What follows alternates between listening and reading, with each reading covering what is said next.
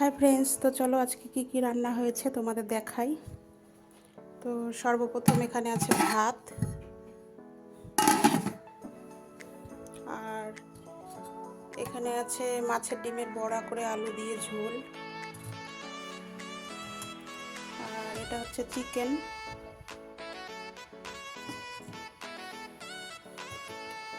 আর এখানে আছে এটা ডিম অমলেট, আর এখানে আছে এটা কয়টা ডিমের বড়া এমনি ভেজে রেখেছি। তো অনেকে আছে যে ঝোলের মধ্যে মাছের ডিমের বড়াটা পছন্দ করে না, তো আমার তেমন একটা ভালো লাগে না, ওই জন্য কয়েকটা ভেজে রেখেছি। তো আর এটাতে আছে মিষ্টি কুমড়োর ডাঁটা আর কাঁঠালের বীজ দিয়ে একটু চচ্চড়ি করেছি, আর এটাতে আছে